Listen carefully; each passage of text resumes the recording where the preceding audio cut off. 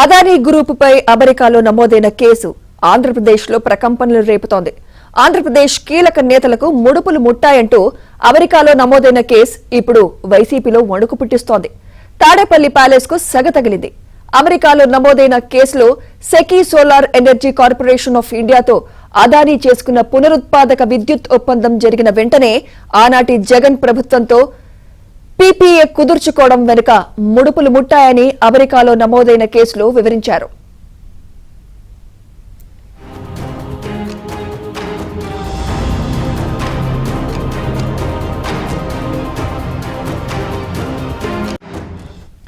కేంద్ర సంస్థ solar energy corporation of India SECI పునరుత్పాదక విద్యుత్పై టెండర్లు పిలిచింది. పునరుత్పాదక విద్యుత్ సరఫరా చేస్తామని అదానీ సంస్థ ఒప్పందం చేసుకుంది. ఇందులో పెట్టుబడుల కోసం అదానీ సంస్థకు అమెరికా, కెనడాలోని కొన్ని సంస్థలు నిధులు సమకూర్చేందుకు ముందుకు వచ్చాయి. మొత్తం $3 బిలియన్ రుణమిచ్చేందుకు ముందుకు వచ్చాయి. $3 బిలియన్ అంటే 25,000 కోట్ల రూపాయలు ఇచ్చేందుకు ముందుకు వచ్చాయి.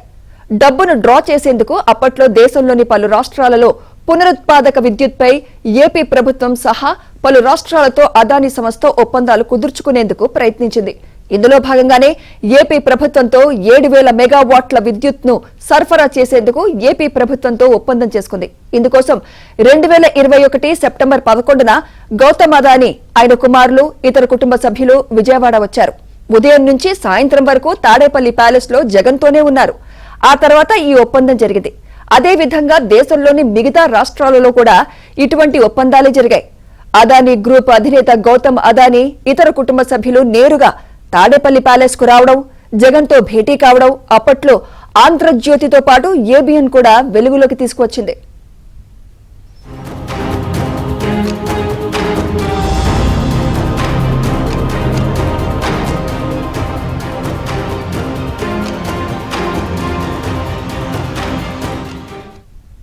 అప్పట్లో సెకీ నుంచి జగన్ ప్రభుత్వం అత్యధిక రేటుకు అదానీ సంస్థ ద్వారా విద్యుత్ కొనుగోలు చేసిందని, దీని వెనుక పెద్ద ఎత్తున ముడుపులు చేతులు మారాయని ప్రస్తుత ఆర్థిక మంత్రి, నాటి పీఎస్సీ చైర్మన్ పయ్యావుల కేశవ్ ఆరోపించారు.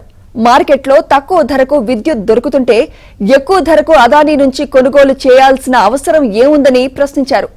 ఎక్కడో ఇతర రాష్ట్రాలలో తయారయ్యే విద్యుత్ ను ఆంధ్రప్రదేశ్ తీసుకువచ్చేందుకు ట్రాన్స్మిషన్ ఛార్జెస్ కూడా పడతాయని, అదానికి ఏపీలో ఎలాంటి ప్లాంట్లు లేనప్పటికీ ఆయన దగ్గర కొని వేరే రాష్ట్రం నుంచి ఎందుకు కొనుగోలు చేస్తున్నారని అడిగినా జగన్ ప్రభుత్వం ముందుకే వెళ్లింది. ఇలా ముందుకు వెళ్లడం వెనుక ఏపీలో ఒక కీలక వ్యక్తికి ముడుపులు ముట్టాయని చెబుతున్నారు.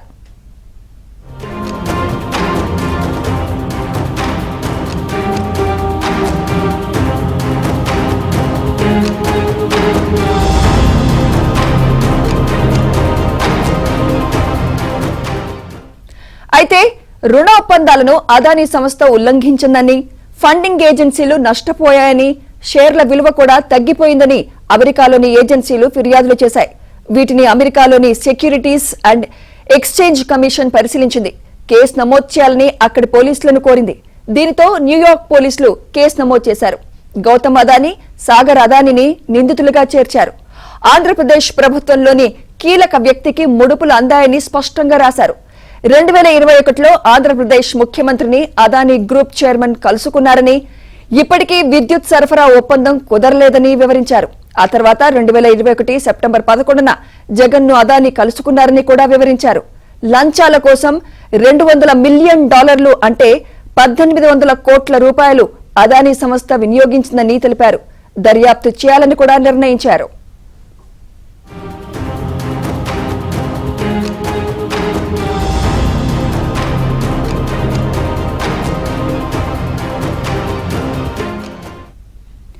అమెరికా కేసులో అదానీతో పాటు జగన్ పేరును ప్రస్తావించడంతో వైసీపీ డిఫెన్స్ లో పడింది.